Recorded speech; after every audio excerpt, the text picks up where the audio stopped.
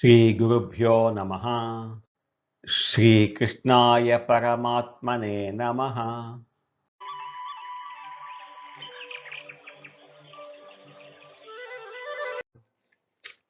భగవద్గీత దైవాసుర సంపద్ విభాగ యోగంలో ఈరోజు మనం 16, 17 శ్లోకాలను తెలుసుకుందాము.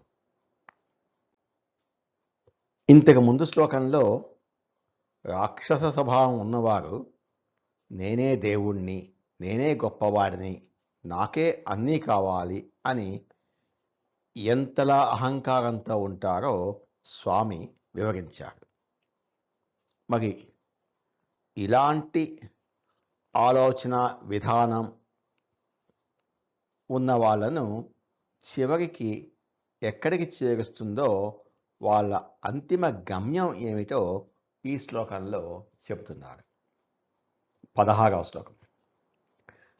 అనేక చిత్త విభ్రాంతాః మోహజాల సమావృతాః ప్రసక్తాః కామభోగేషు పతంతి నరకేషు చౌ. ఈ రాక్షస గుణాలు మనిషిని ఎంతలా దిగజారుస్తాయో, పతనం చేస్తాయో వివరిస్తున్నారు. అనేక చిత్త విభ్రాంతాః, అనేక ఆలోచనలతో భ్రమ చెంది, అనేక ఆలోచనలతో గందరగోళం చెంది. అనేక చిత్తం అంటే మనసు నిండా వందలాది ఆలోచనలు. ఇది సాధించాలి, వారిని తొక్కేయాలి, ఈ ఆస్తి కొనాలి అనే లెక్కలేనన్ని కోరికలతో వాళ్ళ మైండ్ ఎప్పుడూ ఏదో ఒక గందరగోళంలో, విభ్రాంతిలో ఉంటుంది. వారికి ఒక నిలకడ, ప్రశాంతత ఉండవు. మోహజాల సమావృతాః, మోహమనే వలలో చిక్కుకొని, మోహం అంటే అజ్ఞానము లేదా భ్రమ, జాలం అంటే వల. తాము చేసే పాపపు పనుల వల్ల తమకే నష్టం కలుగుతుందని వాళ్ళు తెలుసుకోలేరు. డబ్బు, అధికారం అనే భ్రమల వలలో వాళ్ళు మామూలుగా కాదు, సమావృతాః అంటే నలువైపులా పూర్తిగా చిక్కుకుపోయి ఉంటారు. ఆ వల నుండి బయటకు వచ్చే దారి వాళ్లకు తెలియదు. ప్రసక్తాః కామభోగేషు, కామభోగాలలో తగులుకొని అంటే సుఖాల పట్ల విపరీతమైన వ్యామోహంతో ఎలాగైనా సరే నా శరీరానికి, ఇంద్రియాలకు సుఖం కలగాలి అనే ఒకే ఒక్క లక్ష్యంతో వాళ్ళు బతుకుతారు.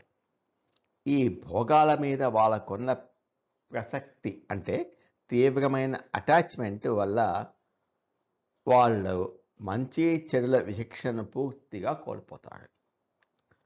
పతంతి నరకే అశుచౌ, అపవిత్రమైన నరక కూపంలో పడతారు. నరకం అంటే చనిపోయిన తర్వాత వెళ్ళే నరకలోకం మాత్రమే కాదు, బతికుండగానే అనుభవించే నరకప్రాయమైన జీవితం కూడా.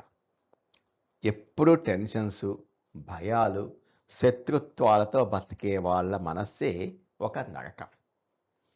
ఆ అపవిత్రమైన అశుచి ఆలోచనల వల్లే వాళ్ళు ఈ లోకంలో పరువు, ప్రశాంతత పోగొట్టుకొని నరకాన్ని అనుభవిస్తారు. మరణం తర్వాత కూడా ఘోరమైన నరకానికే వెళతారు. నీటిలో స్వేచ్ఛగా తిరిగే చేపకు గాలానికి ఉన్న ఒక మాంసం ముక్క కనిపిస్తుంది. ఆ ఆహారం మీద ఉన్న వ్యామోహంతో అంటే కామభోగ ప్రసక్త, దాని వెనుక ఉన్న వల, నెట్, మోహజాలం కనిపించక వెళ్ళి దాన్ని తినబోతుంది. ఆ వలలో చిక్కుకున్న తర్వాత బయటపడలేక ఎటు వెళ్ళాలో తెలియక విపరీతంగా గిలగిలా కొట్టుకుంటుంది. అనేక చిత్త విభ్రాంతాః, చివరకు ప్రాణాలు కోల్పోయి కోయబడి కూరగా మారుతుంది. పతనం, నరకం. ఈ రాక్షస స్వభావాలు కూడా అధికార వ్యామోహం కోసం వెళ్ళి పాపాలు అనే వలలో చిక్కుకొని మానసిక ప్రశాంతత కోల్పోయి చివరకు దారుణంగా పతనం అవుతాడు. ఈ శ్లోకం మనందరికీ ఒక పెద్ద హెచ్చరిక, కాషన్, వార్నింగ్.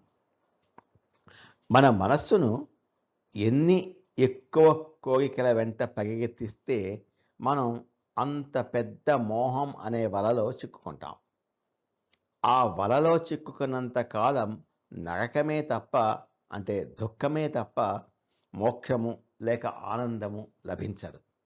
కాబట్టి మనల్ని బంధించే ఆ వలను జ్ఞాన అనే కత్తితో కోసుకొని బయటపడాలి. అనేక చిత్త విభ్రాంతా మోహజాల సమావృతా ప్రసక్తా కామభోగేషు పతంతి నరకేషు చౌ. అనేక రకాల ఆలోచనలతో, కోరికలతో చిత్తం చెదిరిపోయి మోహము లేక అజ్ఞానం అనే వలలో పూర్తిగా చిక్కుకొని ఇంద్రియ సుఖాల పట్ల తీవ్రమైన వ్యామోహాన్ని పెంచుకున్నటువంటి ఆ ఆసురీ స్వభావులు చివరకు అత్యంత భయంకరమైన అపవిత్రమైన నరకంలో పడిపోతారు అంటున్నారు శ్రీకృష్ణ పరమాత్మ. 17వ శ్లోకం. వీరు చేసే పూజలు, యజ్ఞాలు గురించి ఈ శ్లోకంలో చెబుతున్నారు. ఆత్మ సంభావితా స్తబ్దా ధనమానమదాన్వితా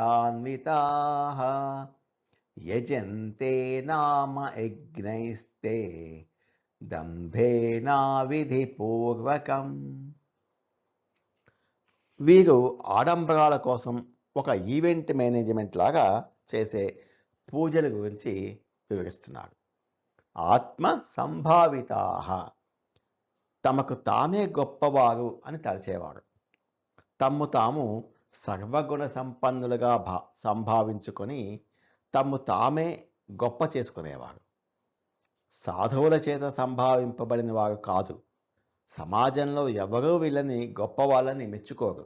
కానీ వీళ్ళకి వీళ్ళే నా అంతటి భక్తుడు లేడు, నేను ఎంత గొప్ప యజ్ఞం చేస్తున్నానో చూసారా అని తమకు తామే సర్టిఫికేట్ ఇచ్చుకుంటారు. స్తబ్దాహ, వినయం లేనివారు, అంటే వంగనివారు. స్తబ్ద అంటే స్తంభంలాగా స్ట్రైట్గా వంగకుండా ఉండటం. భగవంతుడి గుడిలోకి వెళ్ళినా కూడా వీళ్ళు తల వంగదు. పెద్దలు, గురువులు ఎదురైనా కూడా వీళ్ళు నమస్కారం చేసే సంస్కారం, వినయం వీళ్ళకు ఉండదు. ఒకవేళ చేసినా ఫోటోల కోసమో లేదా పబ్లిసిటీ కోసమో చేస్తారు. ఎప్పుడు అహంకారంతో స్ట్రైట్గా ఉంటారు, నిలువుగా ఉంటారు. ధనమాన మదాన్వితాహ, ధనమదం, అహంకారంతో ఉన్నవారు. వీళ్ళు ఈ అహంకారానికి, భక్తి లేకపోవటానికి అసలైన కారణం వీళ్ళ దగ్గర ఉన్న డబ్బు. ఆ డబ్బు తెచ్చిపెట్టిన మదం వల్ల వాళ్ళు కళ్ళు మూసుకుపోయి గుడిని కూడా ఒక వ్యాపార కేంద్రంలాగా లేదా తమ స్టేటస్ చూపించుకునే కేంద్రంలాగా చూస్తారు.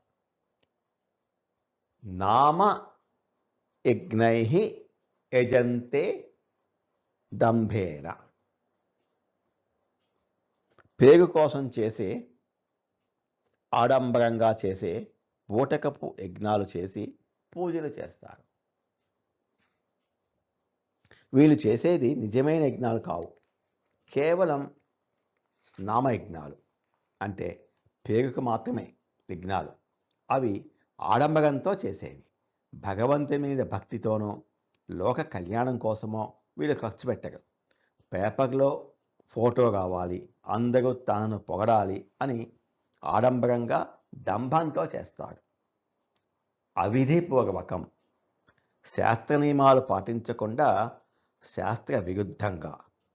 ఏ పూజ చేయాలన్నా శాస్త్రంలో ఒక పద్ధతి, ఒక విధి ఉంటుంది. ఏ మంత్రం చదవాలి, ఎంత శ్రద్ధతో చేయాలి అనే రూల్స్ ఉంటాయి. కానీ వీళ్ళు అవేవీ పట్టించుకోరు.